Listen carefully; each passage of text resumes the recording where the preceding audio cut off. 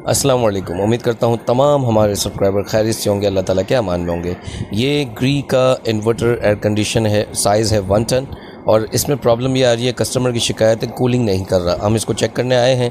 हमने जस्ट इसके आउटर को खोल के चेक किया है। इसका आउटर देखें, अभी स्टार्ट होता है फिर बंद हो जाता है, फिर स्टार्ट होता है फिर बंद हो जाता है। जब हम इसके एम्पेयर्स चेक करते हैं तो एम्पेयर के अंदर देखें 136 दिखा रहा है। ये एम्पेयर मीटर मैंने 20 की क्वांटिटी के अंदर रखा है। अगर 200 की क्वांटिटी में रखेंगे तो कंप्रेसर एम्पेयर शो करता है। अगर कंप्रेसर एम्पेयर शो नहीं कर रहा और छोटी मोटी कोई चीज़ें चल रही हैं सिस्टम में, तो वो शो करने के लिए आपको एम्पेयर मीटर को 20 की क्वांटिटी पे रखना पड़ेगा।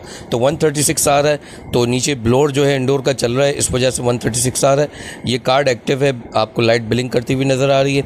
ऐसा क्यों होता है? ऐसा इसलिए होता है जब कभी आपके किसी भी air condition, inverter air condition की बात कर रहा हूँ, उसमें किसी किस्म की भी प्रॉब्लम आ रही होगी तो सबसे पहले वो एरर इंडिकेट करता है। अब ग्री के इस मॉडल में भी देखें गैस कम है, जिसकी वजह से आउटर बार बार बंद हो रहा है। और हमने क्या चेक किया कि यहाँ पर LED पे देखें डिस्प्ले पे आ रहा है FO। तो तमाम इन्वर्टर एयर कंडीशन की बात कर रहा हूँ, जिन इन्वर्टर्स में एरर शो हो रहे होते हैं, तो देखिए मैं आपको बता भी देता हूँ, इसका मतलब ये नहीं है कि FO इसमें अगर आ रहा है तो इसमें गैस का ही इशू हो, इसमें और कोई भी इशू हो सकता है। तो जितने भी एयर कंडीशन आपके सामने आते हैं और जो हमारे न्यू सीखने वाले हैं, तो उन लोगों के लिए एक टिप्स दे देता हूँ इसमें कि जब कभी आपको इस तरीके के एरर शो हो रहे हो तो आपका सबसे पहला काम ये होना चाहिए कि आप उसके सिस्टम की गैस चेक किया करें। सिस्टम का कंप्रेसर एक बार चलता है कि नहीं चलता है ये चेक किया करें।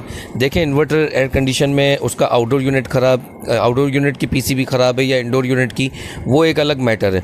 लेकिन जितने भी इन्वर्टर होते हैं, अगर इसकी PCB बिल्कुल सही है और बिल्कुल प्रॉपर काम कर रही है, आउटर और इंडोर दोनों की, तो आपका सिस्टम ज़रूर एक्टिव होगा।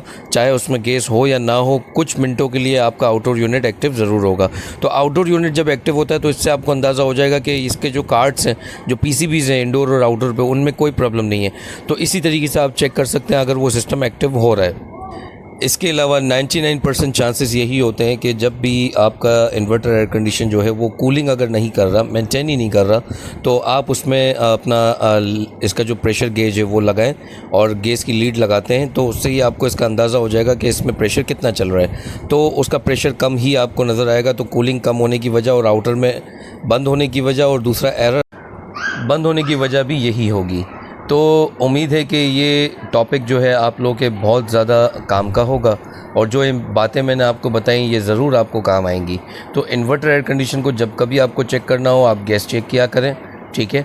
और ये ज़रूर देख लिया करें कि आपका सिस्टम का आउटडोर यूनिट एक बार एक्टिव होता है कि नहीं होता, क्योंकि जब जब आप इसको ऑन ऑफ़ करेंगे आपका outdoor unit her bar on of होगा, ठीक है। लेकिन कुछ मिनटों पे बंद हो जाएगा, क्योंकि इन्वर्टर ऐसी है, उसमें सेंसर लगे हुए हैं। जब उसमें गैस की कमी होगी तो वो उसको बार बार ऑफ़ कराएगा।